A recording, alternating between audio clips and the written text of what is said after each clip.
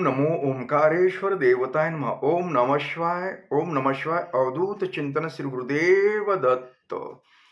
मंडळी, शंका समाधान या कार्यक्रमासाठी मी संगमेश्वर गिरी श्री क्षेत्र ओंकारेश्वर देवस्थान बिलोद्यान जाणेगाव इथून आपलं सर्वांचं हार्दिक स्वागत करतो.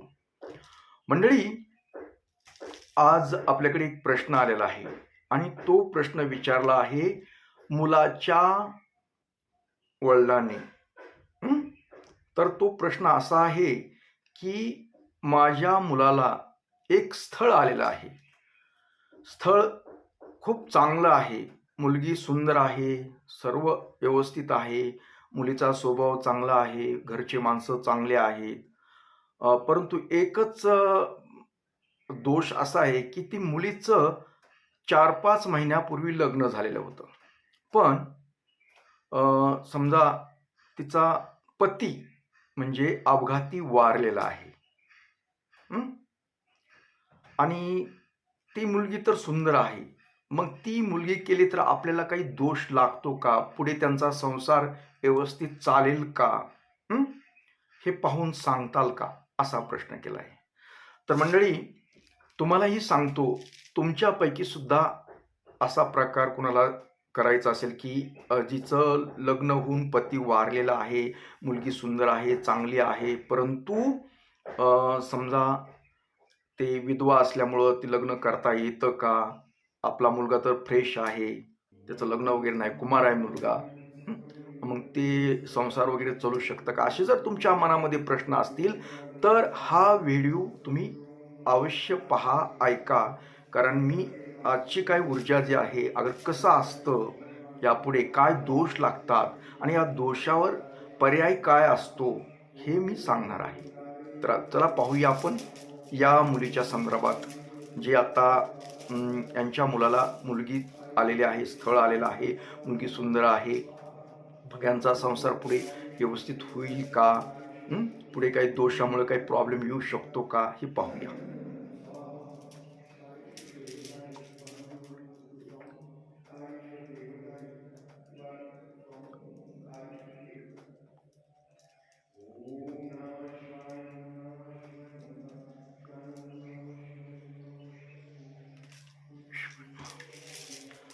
तर मंडळी, आता हे जे स्थळ आलेलं यांच्या मुलाला, हे स्थळ खूप चांगलं आहे, मुलगी सुद्धा चांगली आहे.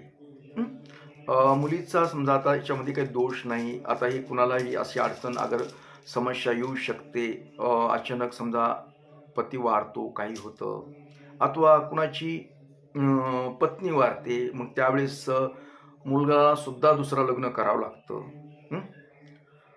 तर आता याच्यात फक्त का आपल्याला दोष पाहायचा आहे, नेमका काय होतं ते.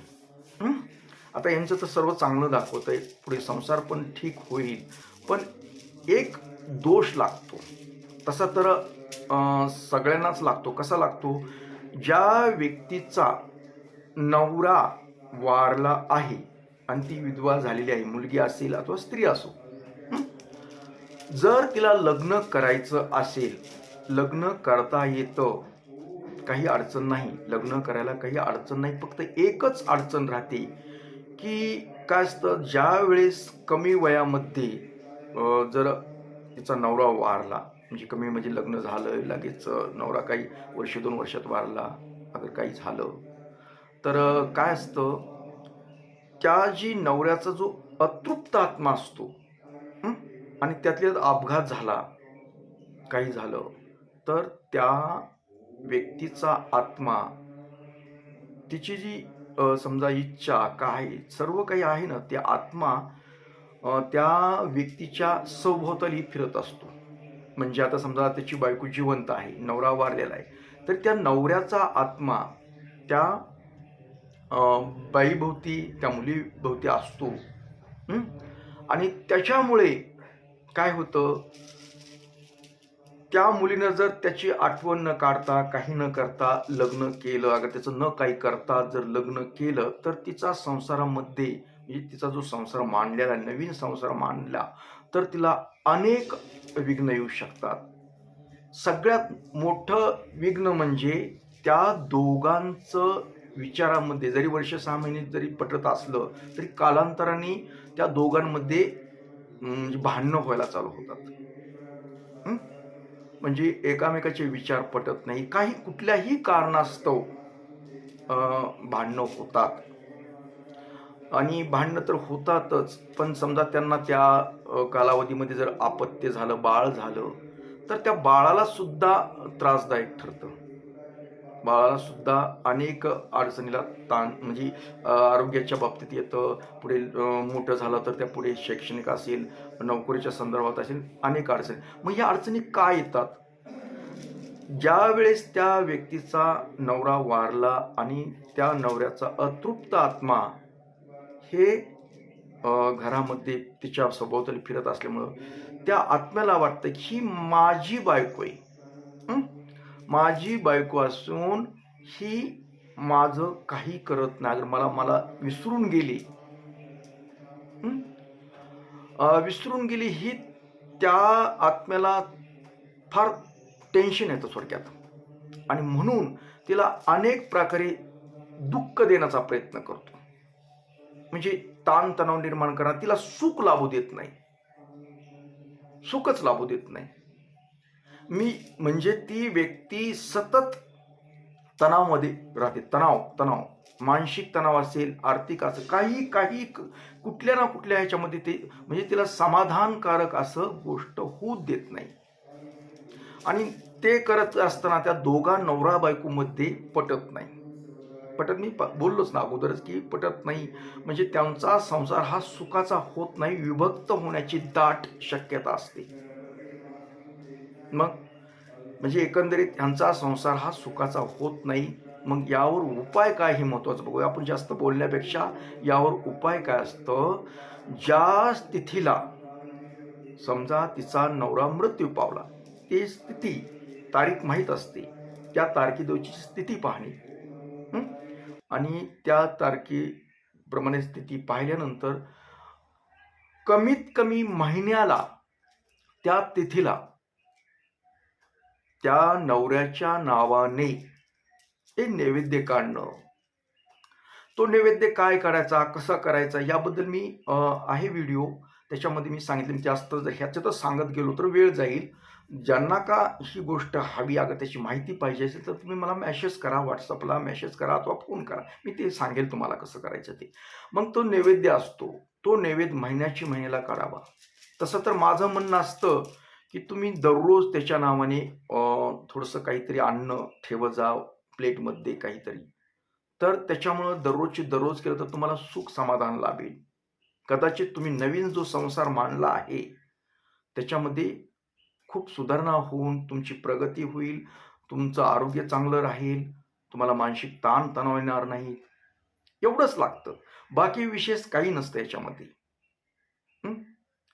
एवढं विशेष काही नसतं. फक्त त्याची आठवण ठेवणं अत्यंत गरजेचं आहे. तुम्ही जर त्याला विसरायला लागलात, आठवण काढून रडू नका, दुःख मानू नका.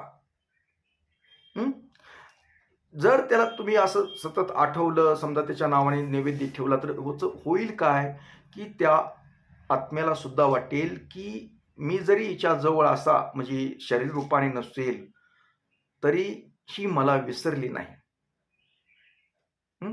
आणि विसरली नाही म्हणून तो आत्मा तिला त्या व्यक्तीला आशीर्वाद देतो आणि आशीर्वाद दिल्यानंतर ते व्यक्तीला सुख समाधान सर्व काही व्यवस्थित मिळतं. तिचा नवीन जो प्रपंच मांडलेला आहे, संसार मांडलेला आहे, तो सुरळीत चालतो. ही एवढी सोपी गोष्ट करायची असते. अनेक जणांचे असे प्रॉब्लेम आहेत ना, ही असे लग्न करतात पुन्हा त्यांना सुख नाहीत. बरेच जण माझ्याकडे येतात अशा गोष्टीला. म्हणून तुम्हाला विधवेशी लग्न करायला काही अडचण नाही, पण ह्या गोष्टी कराव्या लागतील. मग त्यात नवरा जी नवीन नवरा झालेला आहे, दुसरा नवरा केलाय, त्या नवऱ्यानं सुद्धा त्या व्यक्तीच्या परवानगीशिवाय म्हणजे त्या व्यक्तीला स्मरण करणं गरजेचं आहे. कारण त्याची ती वस्तू आहे, त्याची ती व्यक्ती, तू तिचा उपभोग घेत आहेस, तर त्याच्यामुळे सुद्धा तुला सुद्धा ताणतणाव येईल. तुझी जी प्रगती आहे ती होणार नाही. त्याच्यामुळे तू सुद्धा त्या व्यक्तीला विसरता कामा नये.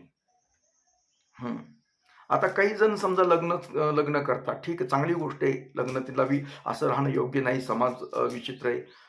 पण काही जण लग्न करत नाही, तसेच राहतात आणि थोडक्यात कुणाशी संबंध ठेवतात, एक आधार म्हणून एखाद्या व्यक्तीशी. त्यावेळेस तर खूप भयंकर त्रास देतो आत्मा. जो अतृप्त आत्मा आहे ना, तो तर खूप त्रास देतो. खूप. जो प्रेमिक आहे त्याला बी त्रास असतो. कदाचित त्याचं म्हणजे कालांतराने मरण सुद्धा होतं, अपघाती मरण होऊ शकतं, काही होऊ शकतं. त्याला जीवनामध्ये त्याची प्रगती होत नाही. तो पण ताणतणावामध्ये राहतो आणि ही व्यक्ती बी राहते, बाई बी राहते, बाबा बी राहतो. हं? मग त्यावेळेस सुद्धा तुम्हाला जो व्यक्ती त्या विधवेच्या समजा संपर्कात आहे, तिचं तो बघतो मागं-पुढे, नवऱ्यासारखं वागतो, तिच्याशी वैवाहिक संबंध ठेवतो, सर्व गोष्टी करतो.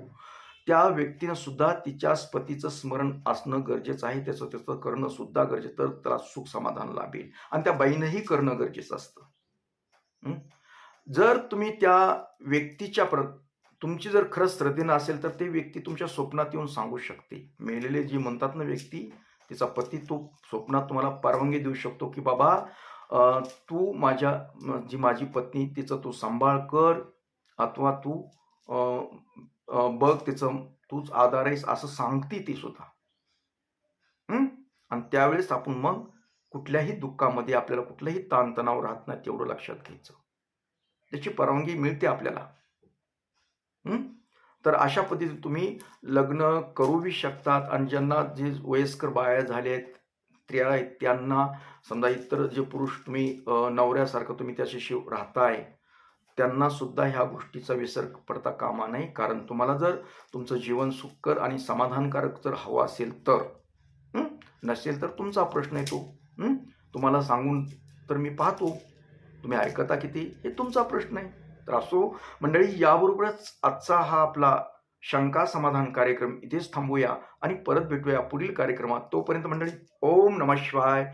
जय हिंद, जय भारत. सुखी राहा आणि समाधानी राहा. ओम नमः शिवाय.